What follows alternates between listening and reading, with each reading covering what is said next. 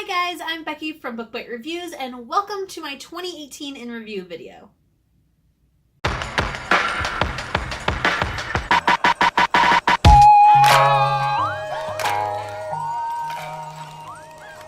Today I will be going over the books that I read in 2018, but I will only be talking about my top 5 best and my top 5 worst. So yes, I'm excited. It was pretty difficult to narrow these down, but I did it.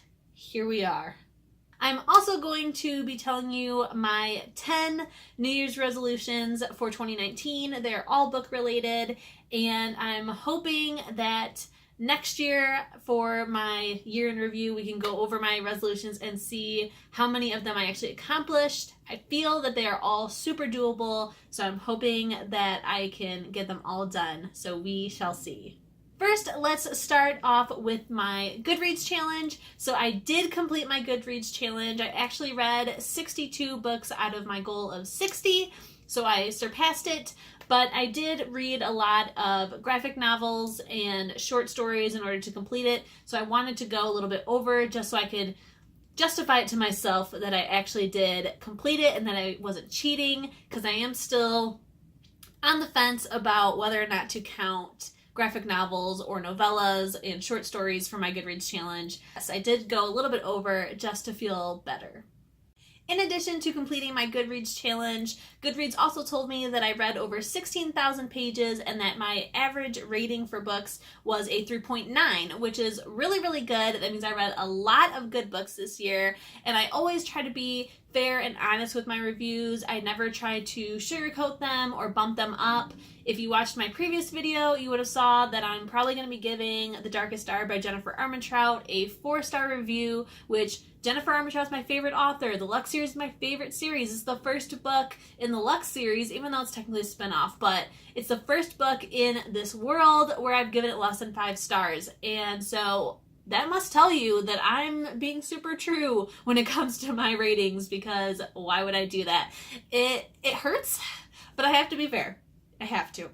I will also let you know that there are quite a few books that I have yet to rate and review, so probably these next couple weeks I'm going to be trying to get through that backlog of books that I have not reviewed or rated at least, and yes, I need to get that done. Most of them are the books that I read with my book club, because I always wait and see how the book club felt to see if it changes my mind, but I don't think I'm going to do that any longer. I think I'm going to write my review and get that all done before going to book club, because it's my rating, not the book clubs, and there's always somebody or something that someone could say that could change your rating on any of your books, I feel. So I think I just want to rate them for how I feel initially and not what I end up feeling later after hearing what other people thought about it. That's how I will hopefully change that backlog issue next year. So let's go ahead and get started with my top 5 best books of 2018. Now, I know that I said that this was going to be my top 5 best books of 2018, but unfortunately this category was very, very hard to narrow down, so I do kind of have a top 6. It is still a top 5, but I'm not sure which one takes the number 5 mark. So this one is in order from my number 1 book of the year to my number 5 book of the year, so only number 5 has it where I couldn't pick between the two. So the first one that is up for grabs for my top 5 pick of the year is Broken Beautiful Hearts by Cami Garcia. This book I remember really loving. When I look back on the review, I raved about it. This is my first ever Cami Garcia book that I read, and I absolutely loved it. I love her writing style. She does it so well. This book is about a girl who I believe is a soccer player, and she has a boyfriend who is a MMA fighter, and something happens between her and him, and nobody believes her about what happened. So that happens right in the very beginning. It's very traumatic to her, and she ends up moving away, and nobody believes her of what is going on with this now ex-boyfriend. Everybody thinks he's a good guy. They think that she's kind of over-exaggerating and making a big deal out of nothing, and that things may not have happened exactly how she says they did, and maybe she just doesn't remember. It was a really, really good book, and our main character ends up moving away to a different city, and she meets a new boy, and there's just this awesome romance between her and this guy. The book was so well done, and even though this girl is traumatized, she has all these amazing male role models in her life to remind her that not all guys are bad, and it was just that one guy that was a bad guy. And it was just so well done. Like I said, she is traumatized, but she slowly ends up realizing that not all guys are bad. It's just that one guy, and that she should not close herself off to love and give this guy a chance and know that he is not the same as that other guy. And it just felt so nice and realistic, and it was not rushed at all. The pacing was so well done, and I just absolutely love this book. So this one was the first contender for my number 5 spot, which means, the rest of these books are really good, and that one is so good. But yeah, this was my first, I'm pretty sure my first 5-star rating of the year, and my first Kami Garcia book, so I just really, really loved it, and I wanted it to be in my top 5, so I'm unsure if this one is my number 5 or the next one. So the other one that is fighting Broken Beautiful Hearts for that number 5 spot is Paranormalcy by Kirsten White. This book did release quite a while ago, and I just, for some reason, never got around to reading it, but this year I finally picked it up a long, long time ago, back when there was still a Borders bookstore. I accidentally bought book number 2 instead of number 1. I meant to buy book 1, and so I've had that on my bookshelf, and I've never gotten rid of it because I wanted to read the series. And so I finally, this year, picked up the first book from my local library, and it was so good. I'm like so mad at myself for waiting so long to finally read this, but I'm so happy that I finally did. It was so, so good. I cannot wait to finish with the rest of the series. And yes, it was just really, really good. I love that we have this main character who is like a bounty hunter, but it's a YA, and there's all these different magical creatures, and usually when it comes to fantasy, I am a little bit particular on what I like and what I don't like, so it is a little bit of a slippery slope when it comes to fantasy on whether or not I'm going to end up liking it, and it was just so well done. The writing was great. I loved our main character. I love her sassiness and her just like willingness to say how she feels and not care what other people think, and just, go her own way and pave her own path. And it was just so well done. There's a great romance. There's a great plot line, and there are some pretty darker things happening. There's death and destruction, and it was just so, so good. And I'm so happy that even though it has been a while since it published, that it was still really, really great book in my opinion. So sometimes when it is an older book, they do feel a little cheesy now. My tastes have changed. The YA world has changed, but this one still holds true, and I absolutely loved it. I cannot wait to finally start book 2, hopefully this year. And yes, so those are the 2 books that are fighting for the number 5 spot. I cannot pick between them because they were both so good. Next up is spot number 4, and I will go ahead and apologize now in case I pronounce this author's name wrong, but this spot goes to This Is Where It Ends by Marieke Nijkamp. Oh my goodness, I love this book. It was so well done. I've been wanting to read it for so long, and I picked it for the book club this year to read, and it was just so, so good. I love how it was done. I read it in one complete sitting while I was called for jury duty. Thankfully, I was not picked, but while sitting there waiting, I read the entire thing, and it was just so good and just really well done. I loved the author's writing style. It felt very realistic, and I could just feel the trauma and fear of these students. It was just so, so good, and definitely deserves my number 4 spot. Spot number 3 goes to Say You'll Remember Me by Katie McGarry. This book was so well done. I absolutely love Katie McGarry, so of course she's going to end up on my top 5 of the year. But this book follows 2 characters and alternating points of view. One of them is a boy who was sent to juvie after a crime that he did not commit, and because of his well behavior, he has been picked for the mayor's rehabilitation program, and he's like the poster child for this new program. The other character is the mayor's daughter, who is involved in all of these politic things, and she really doesn't get a say on her life, how she dresses, how she acts, what she does, nothing. So she is dealing with trying to convince her parents to let her do this coding program, even though that's not the track that her parents want her to be on. These characters end up meeting and falling in love, and so it's like a forbidden romance, and it was just so good. I absolutely loved it. So well done. Katie McGarry is just an amazing author, and I always end up loving all of her books, so this one definitely deserves this spot. Spot number 2 shouldn't come as a surprise, and it is The Hate U Give by Angie Thomas. If you do not know what this book is about, we've got bigger problems, but I will tell you. It is about a girl named Star whose best friend gets shot and killed by a police officer right in front of her, and she has to decide whether or not she's going to testify against this officer. Depending on what option she chooses, makes a big impact on her life either way, and so it is about her deciding what is right, what is wrong, and what is right or wrong for her personally. And this book was, oh my god, so well done. This is another book that I picked for book club, and I absolutely loved it. It was just so good. It was so real and true and just honest. And I know one thing that a lot of people had a problem with, if you look like me specifically, I feel like these are the people that had a problem with this, is that some of the characters make fun of things that white people do, and the whole book is about racism in America and prejudice when it comes to cops and things like that.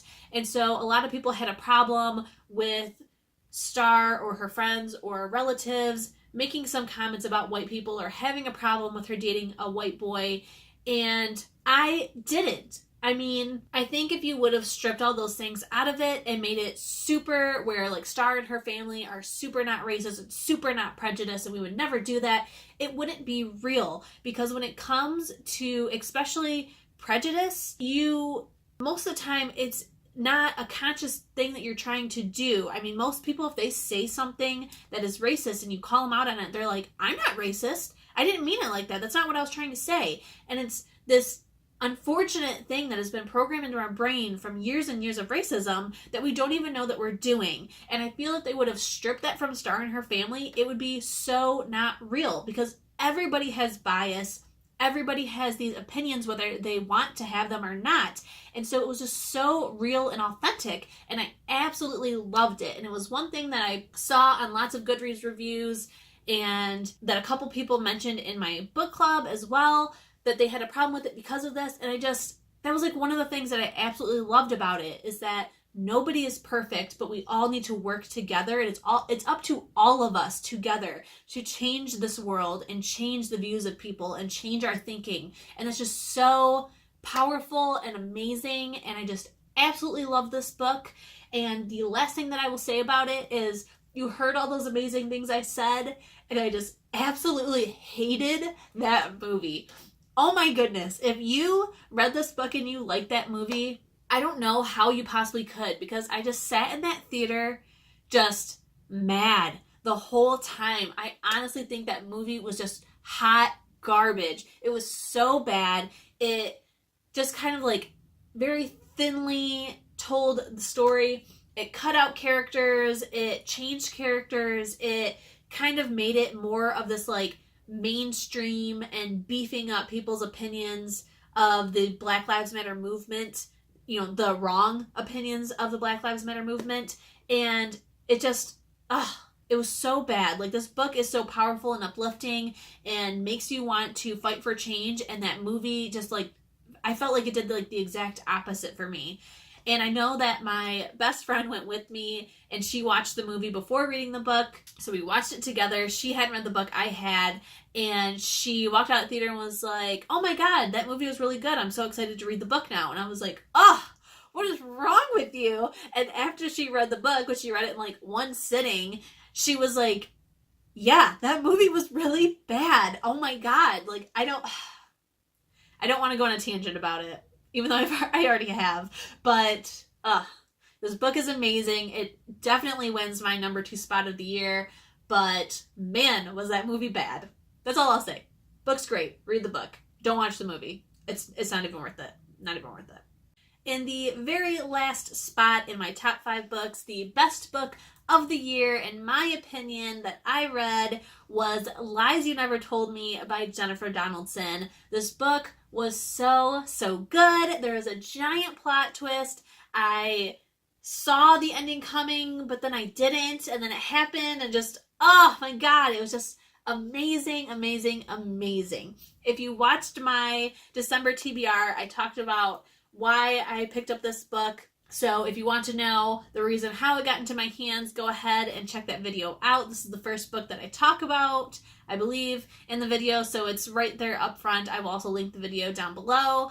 But yes, I originally was not going to read this book. I heard about it, it sounded good, but then it didn't sound good enough to add to my Goodreads TBR, so I didn't, and then this book was picked for me, and I read it, and it was like pretty good. I was enjoying it. I thought I knew where it was going, and then no, I had no idea where it was going. And it's told in alternating points of view between a guy and a girl who are both dealing with negative, bad for them relationships. And like one storyline is just going from like 0 to 100 right from the get-go. The other one is like pretty slow going, and I wasn't like super connecting to it. I'm like, why are you doing this? It's a terrible idea. All of these decisions are bad, but okay. So I just like kind of like, I still read all of them, but I just like, I didn't enjoy reading all the chapters. Like I just kept like trying to hurry up and get done with those so I can go back to the boys chapters, because his storyline was so good and so intense. And then finally we start to get to the end, and it just like smack, everything flips and changes, and it's amazing. And I'm just, the entire time I listened to it on audio, and the audio is so good, and I just was just yelling like, no way, no freaking way. It was just so good. Oh my god, was it amazing. And yes, this definitely takes my number 1 book of the year. I think it's just so funny that I didn't even want to read this. Well, I did, but not enough to actually even add it to a Goodreads list. So yeah, it's just so funny that this is now my favorite book of the year, and it was just so good. You guys have got to pick this up. I'm picking this for book club for next year, so if you're in my book club, don't pick it up. And oh my goodness, so good. So good. So now let's get into the 5 worst books of the year for me. These ones are in no particular order. They are just 5 books that I was either disappointed with, or did not finish, or had problems with. And yes, I'm pretty sure that all of these I have not yet rated or reviewed just yet on Goodreads, and I'm going to be changing that hopefully, like I said. Since I didn't rate them, I didn't put them in rating order, I just wrote them down, and that's the order that I'm going to be seeing them in. So let's go ahead and get started. The first book that I will be talking about is Bound to You by Alyssa Brandon. This book was another book that I was highly anticipating reading this year.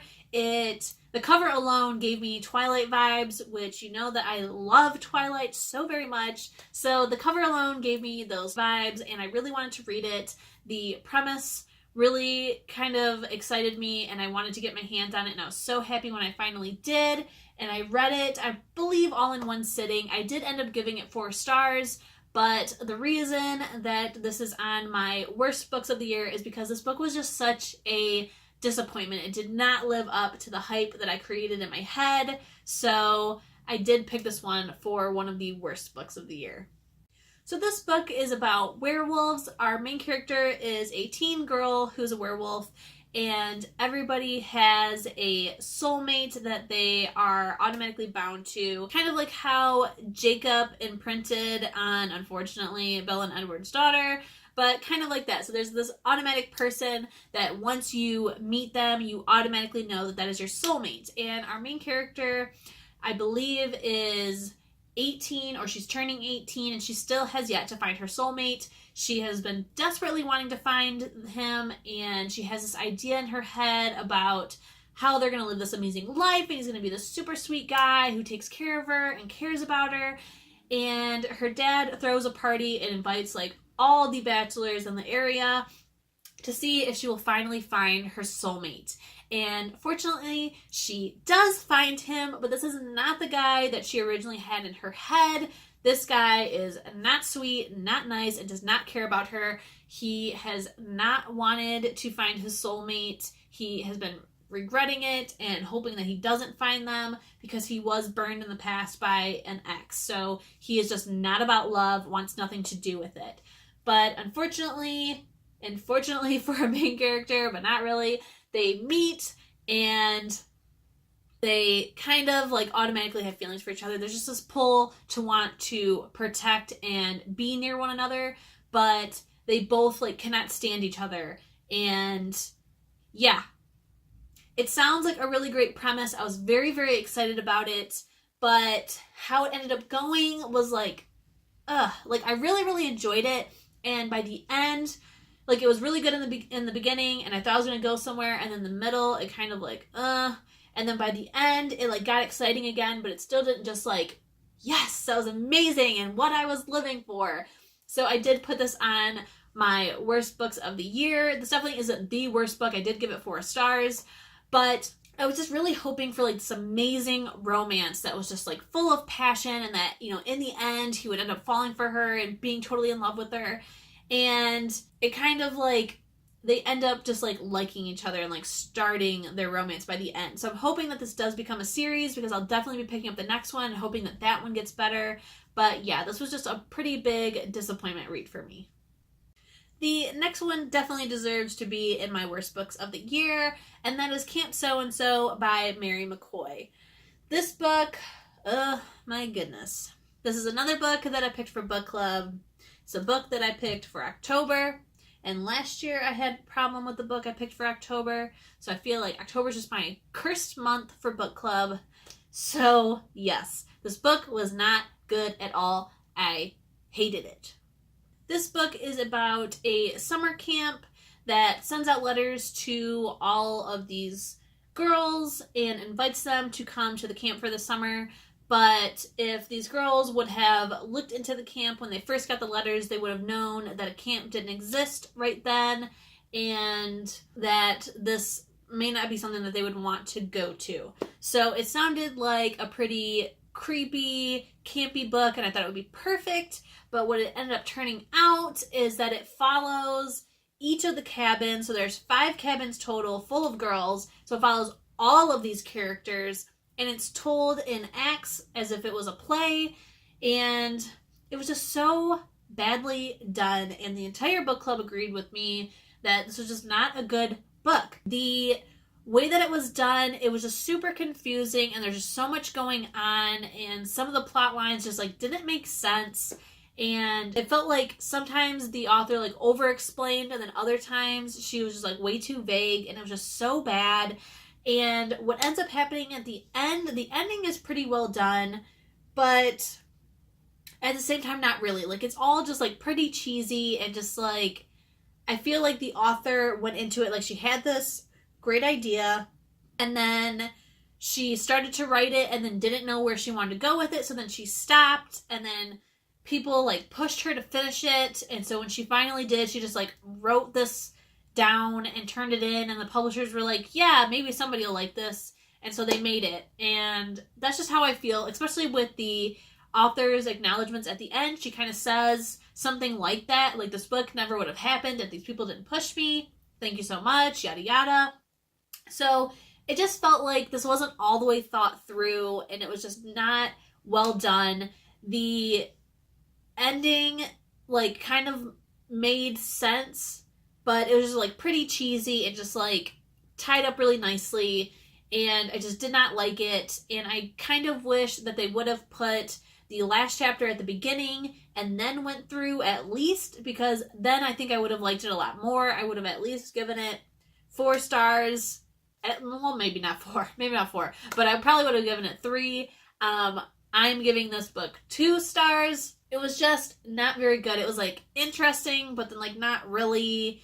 And there was just so many problems I had with this book, and these characters are like not reliable and like super wishy-washy. Like, one minute they're saying that they're a super nice person, the next minute they're being like really catty, and it was just really bad. Just poor character development, poor plot, poor writing, poor everything. I just liked nothing about this. I will not be reading any more Mary McCoy.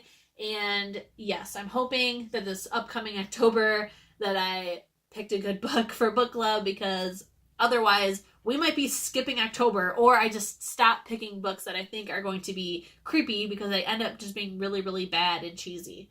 So yes, this book was terrible.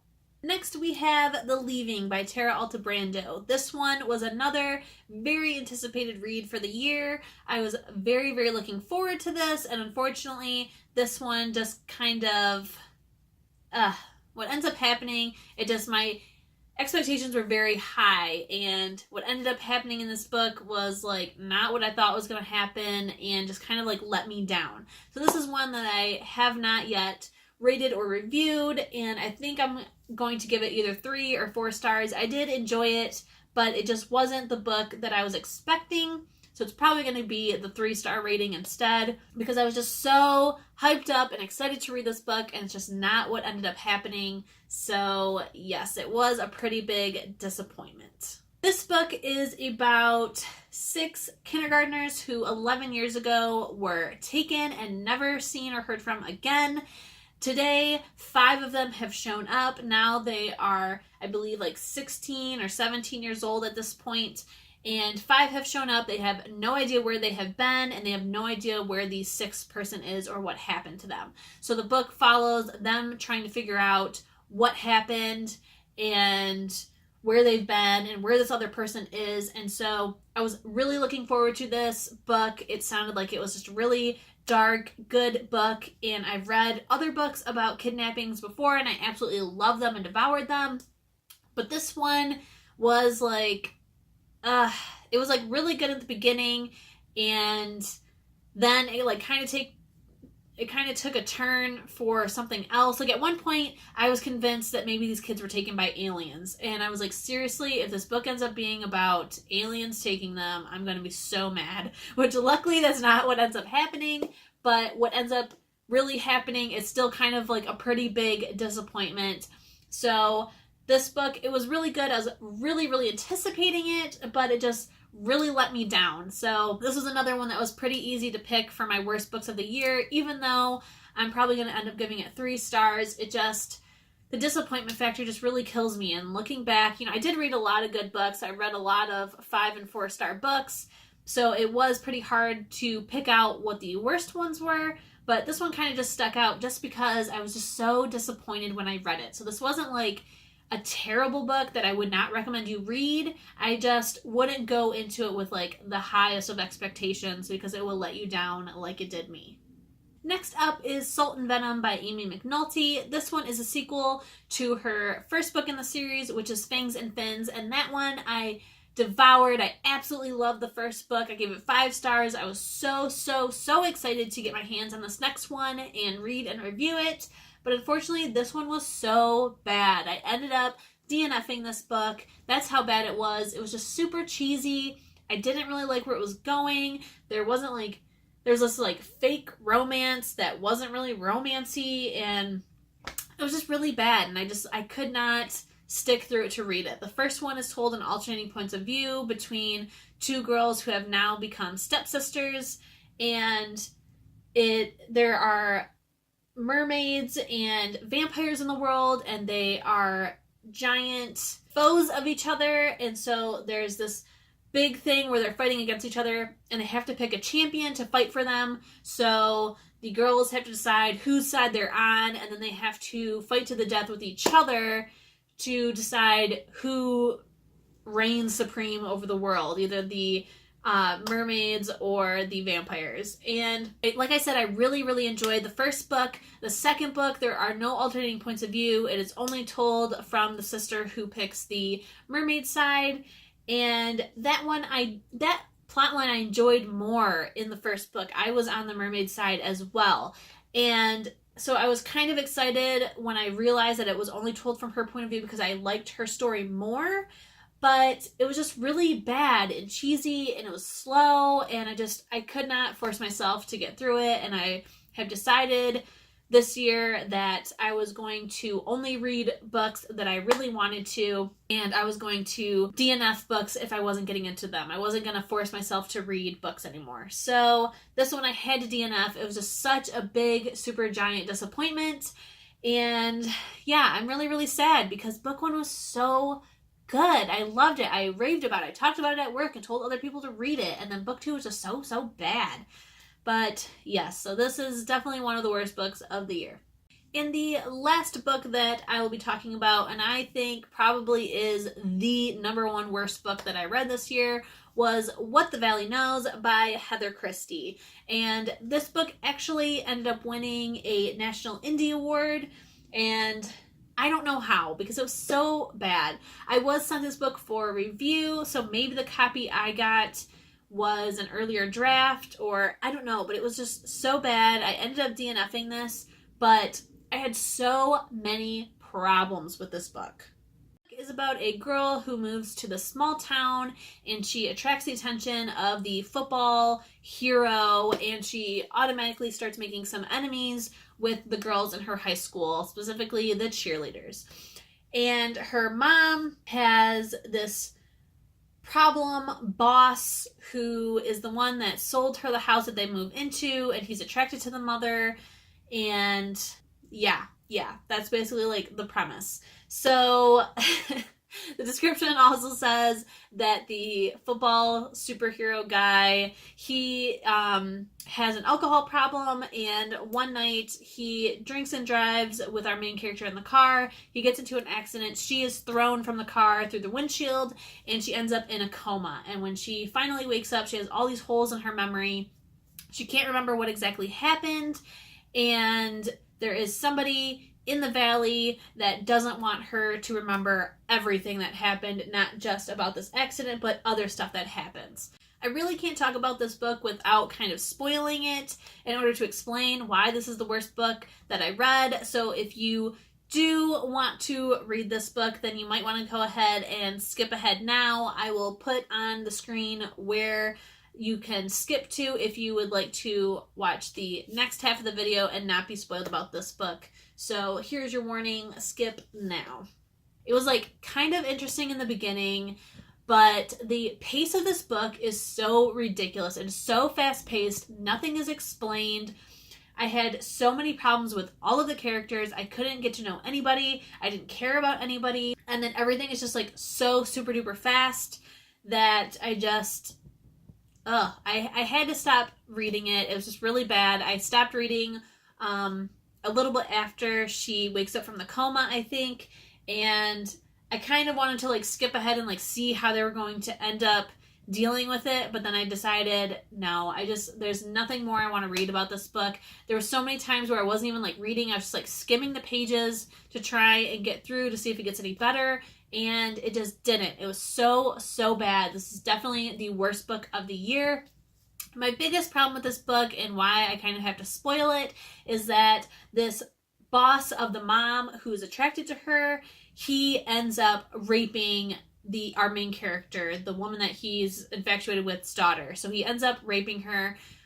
He has been like sneaking in the house and like watching them, from what I gathered, and it was just like so like super fast paced from like when we meet this creepy guy to what happens, and the way that it's done, like it wasn't very realistic. Like if he's in love with the mom and he's like sneaking in the house and doing other stuff, like I don't understand why he would end up raping her, but that's like what happens, and that happens like right before she gets into the car accident and goes into the coma. So he doesn't want her to remember because she's going to end up reporting him. So it ends up like he's the one that's trying to keep her from remembering everything. But yeah, it was just really, really bad, and I also didn't really want to like read about that topic anyways. Like it's fine when something like that happens in a book, and then like we move on, but this whole like he's gonna keep being in the book, and the way that it was done was just like really bad and unbelievable, and there wasn't anything that was redeeming or good about this book whatsoever. So I had to stop reading it, and it like it really wasn't that big of a decision to just stop with this book. And I'm just so shocked that it ended up winning an Indie Award. Again, maybe the version that I was sent was an earlier draft, and maybe it's been revised and it's really, really good now. So if you would like to for yourself to check it out and see if it's any good, by all means go for it. But I just want nothing to do with this book. It is definitely the worst book of 2018 in my opinion.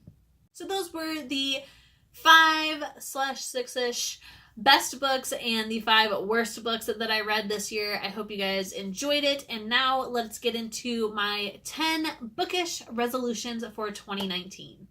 The first one is that my goal for 2019 is to read 55 books. I know that this year in 2018 my goal was 60, but originally it was 50 and then I changed it to 60 and it was a little bit of a struggle to get there. So I think for 2019 I want to set my goal to 55, see how accomplishable that one is, and then either keep it at 55 from there on or then bump it up to 60 for 2020. My second resolution is that I would like to finish 2 series. So there are quite a few books on my bookshelf that are in series, and some of them are like the last book in the series. I just have not read them. So I would like to at least read and finish 2 series this year. Number 3 is, to me, a pretty easy one, and that is to read at least 5 books by 5 new authors. And I think that's totally accomplishable, especially with the different books that I'm picking for a book club. So I think it is totally doable. The next one is to read at least 2 thick books. And what I mean by that is to read at least 2 books that are over 400 pages. I usually end up reading books between 3 and 4. Anything over 4 kind of like intimidates me just by looking at them and their sheer size. So I would really like to read books that are at least over 400 pages. I would really prefer if it was at least 500 pages or more. So I'm trying to get at least 2 thick beauties out of the way. The next one is to read at least 2 adult books this year. I want to read 2 adult books from a series that I've never read before, or maybe even an author I've never read before. So I want to read at least 2 books that are from the adult genre and see how I like them. I know that I always stick with YA, and I'm always going to stick with YA, but I do kind of want to mix it up and just see if there's other books out there in the adult genre that I will end up liking. My next resolution is to read a book that I have been needing to read for a very, very long time, and that is Pride and Prejudice.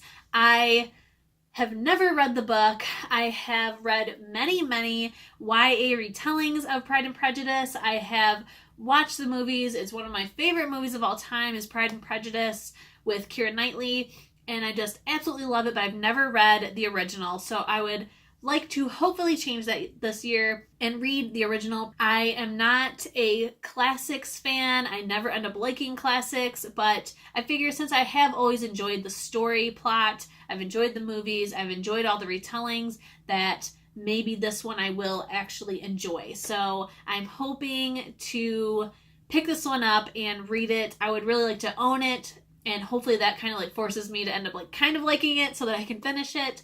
So there is a really pretty edition on the book depository that I would like to pick up. So that is hopefully my goal this year. The next one is one that I'm pretty sure that I'm going to accomplish, and it's one that needs to get done so bad, and that is to read all 7 of the Harry Potter books. I have never read them. I'm a huge Harry Potter fan, and I watched all the movies multiple times. I absolutely love them. I love the world. I love everything about Harry Potter, but unfortunately I never ended up reading the books. I have read the first one, and they did a pretty good job of translating the first book to a movie. So when I read it after watching the movie and was like, yeah, they're pretty much the same, so I'm just not gonna end up reading these, which such a poor mistake on my end. So I have finally received all the books for Christmas this year. My mom got me the beautiful box set, which I will post up a photo right now.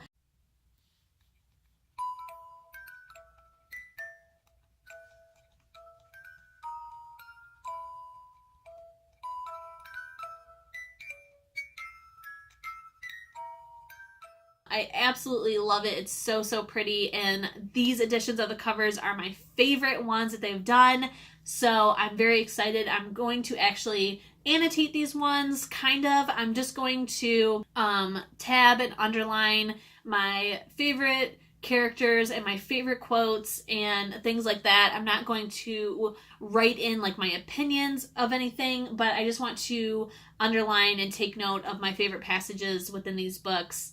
And this is the very first time that I will be writing in a book, so it gives me anxiety. But one of my all-time favorite YouTubers, Books with Chloe, has encouraged me to finally try this out, and I figured for Harry Potter that is the best one to do, because I already know that there are so many things from the movies that I love. So these are books that I'm going to end up keeping. It's no big deal if I write in them, and hopefully I will get more editions of Harry Potter in the future. So yes, I think this one is totally doable. I can't wait to restart the first one. I'm going to listen to it on audio this time and then annotate while listening. I'm very, very excited, and I'm pretty sure that this one will get done no problem.